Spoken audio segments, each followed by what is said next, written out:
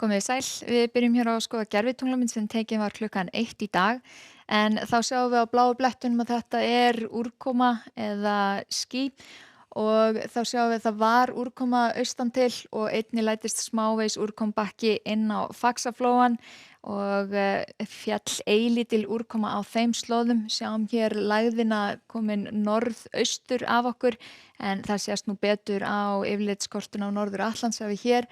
Þegar líður á morgundaginn þá færist hún lengra í burtu, það er langt á milli þrýstilína hjá okkur á morgun, frekar hægur vindur allt land en á mánudaginn kemur síðan næsta lægð og finnum aðalega fyrir henni sunnan og austanlands og síðan fram á þriðjudag einnig á hitasviðinu þá er að kólna hjá okkur. Við sjáum hér nokkuð dökkbláan lit en með lægðinni á mánudaginn þá kemur inn hlýr geiri sem hefur einnig mest áhrif sunnan og austanlands. En á morgun eða í fyrramálið þá er nú útlit fyrir að verði eitthvað smávegis éljagangur suðvestanlands, það er í nótt og í fyrramálið og einnig byrja einhver él hér suðaustan til. Við sjáum hér að þegar lægðin fer í burtu það er að gliðna á milli þrýstilína og er að stytta upp norðanvert landið. Ef við skoðum stöðuna núna í fyrramálið þá sjáum við hér suðvestanlands að það er alveg líkur að verði einhver smávegis snjór eða éljagangur þar og sama hér suðaustan til er svona að draga úr úrkomunu hér norðaustan til að stytta upp. Sjáum hitatölur þær eru og undir frostmarki og seinnipartinn á morgun eða klukkan 3 þá gæti staðan litið einhvern veginn svona út.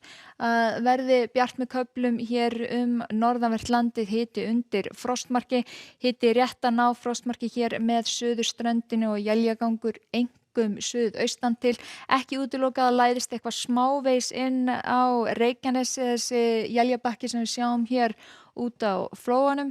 En þegar við horfum síðan áfram fram á mánudaginn, þar sjáum við hér að nóttina þá nálgast lægðin úr suðri.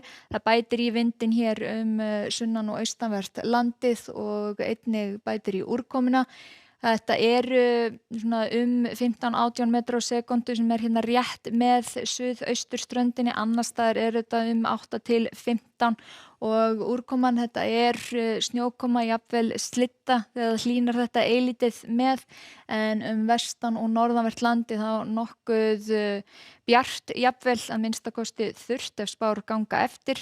Síðan þegar við lítum til þriðjudags þá sjáum við að lægðin hún færist hér til norðausturs, það snýst til norðlægari áttar og þá einhver smávegis úrkoma hér norðanvert landið en minna hér sunnan til, ekki útiloka allra syðst að það falli eitthvað smá en hér er einnig strekkingur með austurströndin en eftir því sem líður á daginn færist lægðin lengra í burtu þannig að dregur úr vindi og annars staðar þá er svona 5 til 13 metrar á sekúndu.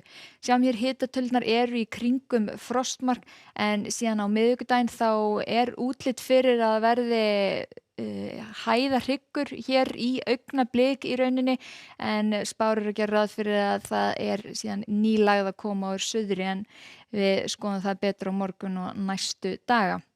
En í Evrópu þá er þessi víðáttumikla lægð sem er búin að vera að stjórna veðrinu hjá okkur, þá er hún að fara að halda fram að stjórna veðrinu í Skandinavíu allavega á morgun. Það er gul viðvörun í öllum löndunum, öllum Norðurlöndunum og einnig Eystrasaltsríkinu vegna vinds. Það er einnig vegna vetrarskilyrða víða á þessum slóðum. Þegar sunnar dregur þá er það hæð hér sem stjórnar veðrinu, hægur vindur, víða bjart en kalt í veðri.